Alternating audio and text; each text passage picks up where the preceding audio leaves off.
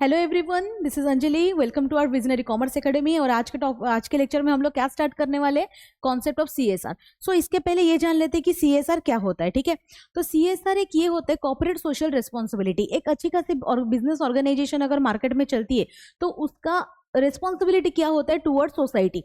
ठीक है, तो CSR is a process with the aim to embrace responsibility for the company's action and encourage a positive impact through its activities on the environment, consumer, employees, communities, shareholders and all other the members of the society। क्या मतलब होता है इसका कि एक organisation का positive impact किधर आना चाहिए, सोसाइटी में आना चाहिए। ठीक है, social responsibility is the responsibility of an organization for the impact of its decisions and activities on the society and the environment through transparent and ethical behavior that first point is contributes to sustainable development including the health and the welfare of society। Society के health and wealth के बारे में इन लोग को positive impact देना है, positive way में काम करना है। ठीक है, takes into account the expectations of stakeholders. Stakeholders कौन हुए? ये employees, community, shareholders and all other the members. ये सब हम सोसाइटी में रहने वाले जितने भी लोग हैं, कंज्यूमर्स, डीलर्स, गवर्नमेंट, ये सब मिलके क्या होते हैं, हम कंज्यूमर सब मिलके क्या होते हैं, ये होते हैं स्टेक होल्डर्स। तो यहाँ पे क्या होता है, जितने भी स्टेक होल्डर्स है उनका एक्सपेक्टेशंस क्या है regarding product, regarding our development, ये सब के बारे में नजरअंदाज नहीं करनी है। ठीक है, सो द फीचर्स क्या है, अभी कुछ फीचर्स है इसके। Mandatory under companies act 2013। अभी ये क्या बोलता है, ये बोल रहा है कि according to section 135 of Companies Act 2013, it is mandatory for certain companies to spend at 2% of its average net profit during the 3 immediately preceding financial years on CSR. For companies not covered under section 135, the CSR is optional। तो इसमें क्या होता है कि according section 135 Companies Act 2013, इन्होंने क्या decide किया कि कोई भी कंपनी जो CSR के अंडर आ रही है, ये सेक्शन 135 के तहत इनको क्या करना है, अपने पिछले 3 साल की नेट प्रॉफिट जो अगर 500 करोड़ से ऊपर अगर उनकी प्रॉफिट हुई है तो फिर इनको क्या करना है, CSR सेक्टर में 2% इनको इन्वेस्ट करना है। ठीक है, और जो भी company, for companies not covered under section 135 the CSR is optional. जो कंपनी ये CSR के अंडर एस्टेब्लिश नहीं है वो कंपनी के लिए CSR में इन्वेस्ट करना नहीं करना उनके लिए ऑप्शनल रखा हुआ है। ठीक है, so the second point is multiple stakeholders orientation। companies have responsibility to their shareholders, of course उनके लिए responsibilities है ये। however companies rely on various other stakeholders such as suppliers, dealer, employees, ये सब के लिए क्या होता है, इन लोग इनका जिम्मेदारी है। Employees, consumer and the local communities etcetera. In order to survive and prosper therefore companies have social responsibility to them as well. एक कंपनी ग्रोथ करने के लिए इनको ये सब लोगों की मदद चाहिए ही रहता है। कौन है वो लोग? सप्लायर्स हुए, डीलर्स हुए, एम्प्लॉइज हुए, कंज्यूमर्स हुए, लोकल कम्युनिटीज, ये सब। अगर इन लोग की हेल्प नहीं लेंगे तो कोई भी ऑर्गेनाइजेशन, चाहे छोटा हो या बड़ा हो, उन लोग कभी सर्वाइव ग्रोथ कुछ नहीं कर सकते। तो इसके लिए जब उन लोग ग्रोथ कर लिए, करने के बाद क्या होता है, सोसाइटी मतलब वहां पे रहने वाले वही लोगों के लिए उनका भी कुछ जिम्मेदारी बनता है। ठीक है, so the third point is alignment of social and economic responsibility। Experts on CSR stress that social and economical responsibility of a company need to be aligned and profitability is an important issue। पैसे कमाना important issue तो है ही, हर एक company का important thing है ही इस कोई भी कंपनी का। But this characteristics of CSR prompts attention to how firm can benefit economically from undertaking corporate social responsibility। इनका कहने का क्या मतलब है कि प्रॉफिट कमाना हर एक चीज, हर एक ऑर्गेनाइजेशन का प्राइमरी थिंग है। बट यहाँ पे क्या बोला गया है कि किस तरीके से हमको काम करना है, कॉर्पोरेट सोशल रिस्पॉन्सिबिलिटी लेने के बाद भी हम लोग को इकोनॉमिकली कैसे स्ट्रांग बनना है, इसके बारे में इन लोग एक्सप्लेन कर रहे हैं। ठीक है, so the fourth point is practices and values। It is obvious that CSR implies a particular set of business practices and strategies that deal with social issues। Moreover, many experts state that CSR is a philosophy or a set of values that support strongly these practices। Therefore, it is often discussed not only what practices companies do in the social arena, but why values they do it.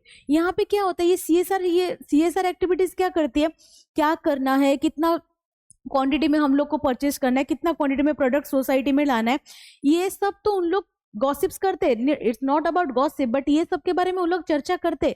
But साथ ही साथ में क्या चर्चा करते हैं, क्या करना है, कितना करने के साथ साथ वाई, क्यों करना है, ये अगर हम लोग करेंगे तो सोसाइटी में इसका क्या इम्पैक्ट आएगा, इसके बारे में भी चर्चा चलती रहती है. ठीक है, तो आई होप ये पॉइंट भी आपको समझ में आ गया है. So the fifth point is beyond philanthropy. ये क्या होता है, इसका एक इजी मीनिंग होता है, ये सबको पता है, बट ये होता है परोपकार. ठीक है, फिलैंथ्रोपी मतलब परोपकार. Sometimes CSR is mainly about philanthropy, which means, for example, corporate philanthropy towards the weaker section of the society. Currently, it is being stated that CSR should also be about how the entire operations of the company impact our society. ये क्या होता है कि company, ये जो company रहती है किसके ऊपर काम करती है, सोसाइटी के जो पिछड़े क्षेत्र से बिलोंग करते हैं, जो सोसाइटीज जो ज्यादा रूरल एरियाज में आते हैं. ठीक है, ये कंपनी उनके लिए बहुत काम करती है. और यहाँ पे क्या कहने का मतलब है कि currently it is being stated that CSR should also be about how the entire operations with the company impact our society. इनकी सोसाइटी उस पिछड़ा क्षेत्र में कैसे और किस तरह से डेवलपमेंट ला सकते हैं, ये वहां पे एक्सप्लेनेशन किया गया है. ठीक है, so the sixth point is long term approach.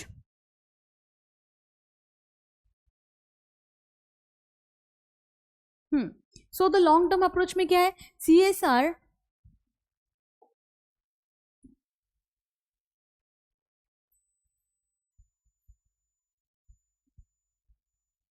ठीक है. See, long-term approach. CSR is a long-term approach. Corporations must undertake CSR activities, whether mandatory or not, by considering the long-term impact. The stakeholders trust those companies that focus on CSR activity. The trust of stakeholders, especially customers, employees, and shareholders, help the company in its long-term survival. ये क्या होता है, अगर CSR base में जो भी company आती है, ये long term के लिए होती है. क्यों होती है long term के लिए, क्योंकि corporations must undertake CSR activities, whether mandatory or not, by considering the long-term impact. The stakeholders trust those companies. ये क्या होती है, जो सोसाइटी में रहने वाले जितने भी सब लोग हैं, जो भी है, ये सब कौन करती है, CSR एक्टिविटी पे ट्रस्ट करती है, जिसके कारण उनको लॉन्ग टर्म सर्वाइव के लिए ये उनको हेल्प मिलता है. ठीक है, so the seventh point is CSR and professional firms. Generally, CSR activities are undertaken by professional firms. The professional firms believe that a CSR is a must for corporate citizens, since the very survival of firms depends on the support of various sections of the society. Professional business firms give lot of importance to CSR activities. यहाँ पे दो important चीजें, क्या है ये, the professional firms believe that CSR is a must corporate citizens. यहाँ पे क्या बोलता है, ये ना ट्रस्ट करने जैसे लोग होते हैं. ठीक है, since the very survival of forms depends on the support various section. यहाँ पे सर्वाइव करने वाले जितने भी सेक्टर से, इन लोग किसके ऊपर ध्यान देंगे, इन लोग बिजनेस के ऊपर तो करेंगे ही ध्यान, बट इनका बिजनेस किसके ऊपर चलेगा, इनका बिजनेस सोसाइटी में जितने भी क्षेत्र है, लाइक कंज्यूमर्स हो गए, डीलर्स हो गए, और हमारे कस्टमर्स हो गए, I mean consumer, dealers, customer और सप्लायर्स, ये सब के ऊपर लेकर क्या चलने वाला है, इनका बिजनेस चलने वाला है. तो इन लोग मोस्टली किसके ऊपर डिपेंड रहते हैं, किसके ऊपर ट्रस्ट करते हैं, स्टेक होल्डर्स के ऊपर. So the professional business forms gives a lot of importance to CSR activities. एक प्रोफेशनल बिजनेस की तरफ प्रोफेशनल फॉर्म्स किसके ऊपर ट्रस्ट करता है, CSR बेस्ड कंपनीज के ऊपर. ठीक है, सो एट्थ वन इज